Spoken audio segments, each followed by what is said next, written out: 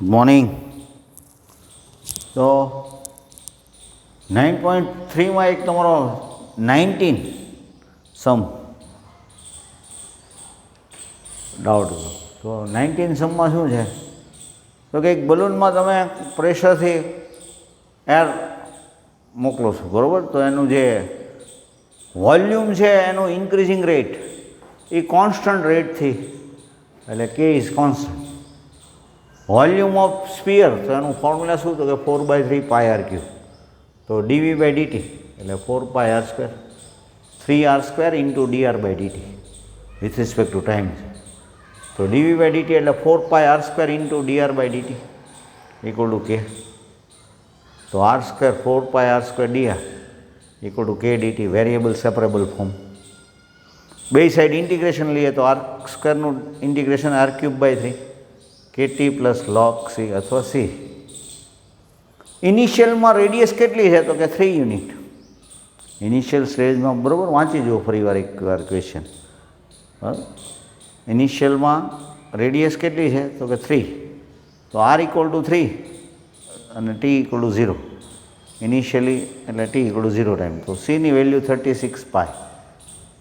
હવે after 3 second r equal to 6 unit. તો t equal to 3, r equal to 6. Number 1માં substitute કરો તો 4π into 6³/3 equal to k into 3 plus 36 π. તો 3k equal to 36 π. 4π into 6³ means 6 into 6 into 6. એક 6 સાથે 3 cancel થઈ જાય તો 2 રહેશે. 6 ઇન્ટુ 6 36. 36 π આ સાઈડ લઈએ, 36 π કોમન લઈએ તો 8 - 1 મીન્સ 7 ઇન્ટુ π ઇન્ટુ 36/3 એટલે 12 π ઇન્ટુ 7. હવે તમારે કાંઈ બીજું નથી, c અને k ની વેલ્યુ નંબર 1માં સબસ્ટિટ્યૂટ કરી દો એટલે 4π/3 r³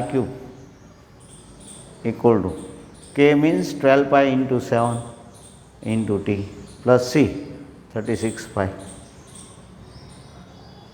સિમ્પ્લિફાય કરશો 36 π કોમન, આ 3 ને આ સાઈડ લેશો એટલે 36 π ઇન્ટુ 36 π ઇન્ટુ 3 એટલે 36 π કોમન લ્યો તો 7t પ્લસ 3 રહેશે. 4 π ડિનોમિનેટરમાં લઈ લો એટલે π કેન્સલ. 9 ઇન્ટુ 7 એટલે 63t અને 9 ઇન્ટુ 3 27. તો આ સ્ટાર્ટિંગ, પછી આખો સમ જાતે કરજો કારણ કે તો તમને કોન્ફિડન્સ આવશે. આ સમ આપણે કાલે કર્યો હતો પણ તમને કદાચ ડાઉટ રહી ગયો છે, એનું કદાચ સ્ટાર્ટિંગ તમને ખબર ન હોય તો હું કહી દઉં.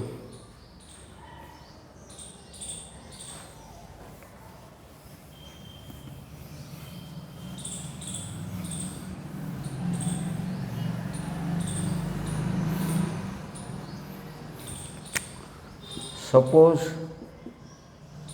the number of bacteria is x at time t. તો x નો ઇન્ક્રીઝિંગ રેટ એટલે dx/dt વેરીઝ x. તો dx/dt ઇક્વલ ટુ kx. જો ઇન્ક્રીઝિંગ હોય ને તો પ્લસ kx ને ડિક્રીઝિંગ હોય તો માઇનસ kx લખવાનું. આ તમારે ફિઝિક્સમાં આવશે. તો dx/x equal to k into dt. બે સાઈડ ઇન્ટિગ્રેશન લઈએ તો dx/x k into 1 dt.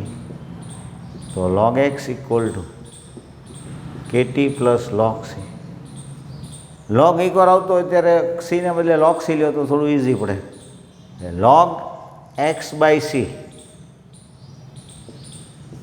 Equal to kt base e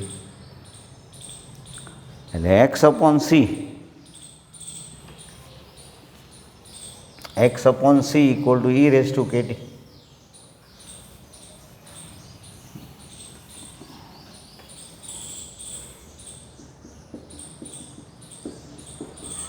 x equal to c raised to kt. બરાબર.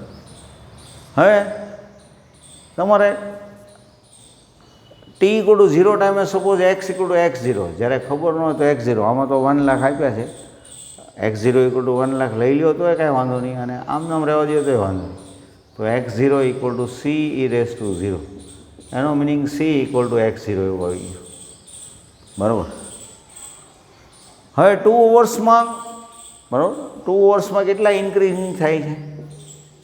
After 2 hours x equal to x0 plus 10%. x0ના 10% જેટલા x0 હોય initial plus 10% increasing.